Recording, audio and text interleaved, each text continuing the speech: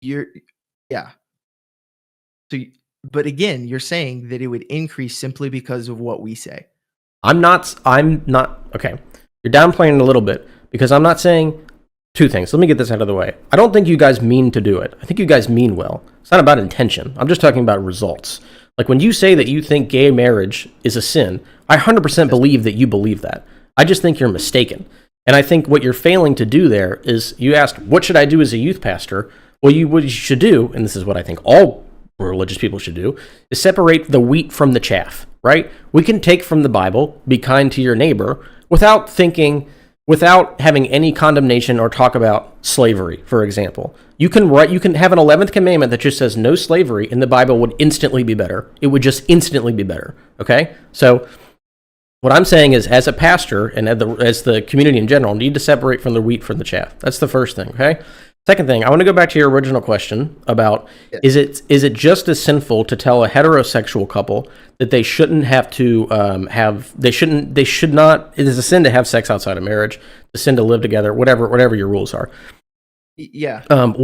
My question was, am I now responsible for the suicidal ideation among heterosexuals not living in marriage but living together? Is that are you responsible for it? I mean, that's a tough question, right? Because it's in some instances, I kind of get what you're getting at, right? So the best thing I can think of this is if you had a friend that was physically out of shape. If I have a friend that's physically out of shape and I go and I say, so the bad version of this would be like, you're a fat ass, right? That's kind of the equivalent of that is the God hates fags, right? In terms of that's the extreme version.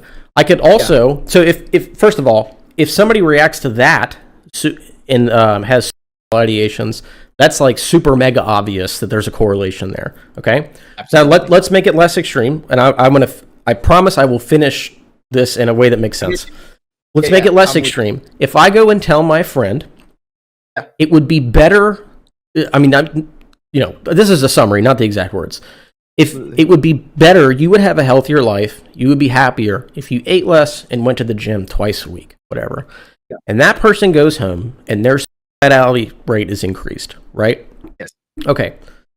The reason that's not on me is because what I suggested would make their life better, almost objectively, number one. And the second thing, the reason I brought this up in the first place was that I understand what you're saying, that you are suggesting something that you think will help, and you're asking, how are you responsible for what somebody else does with that?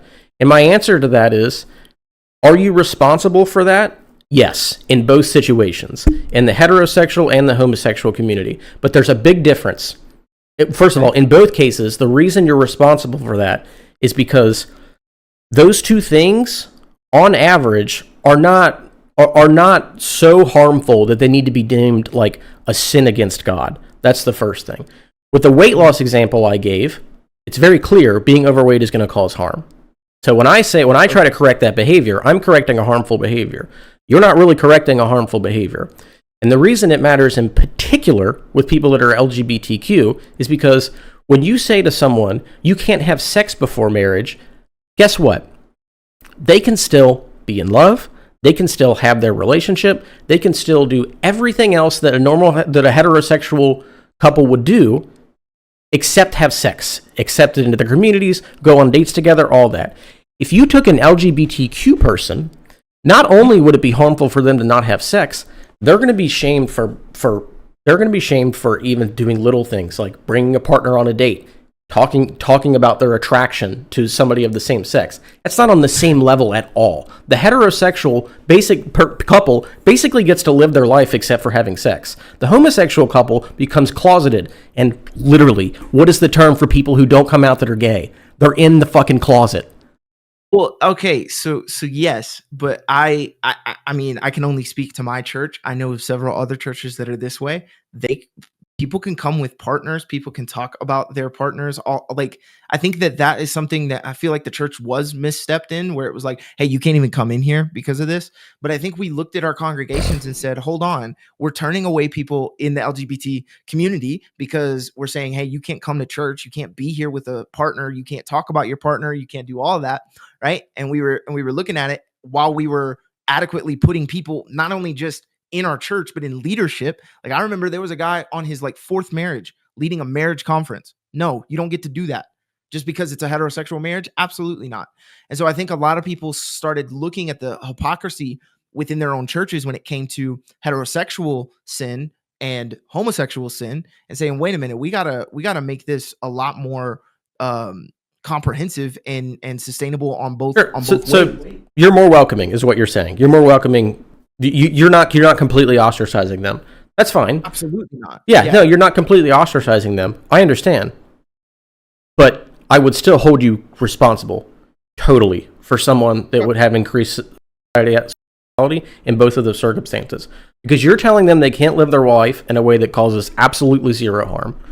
And again, it's literally just because God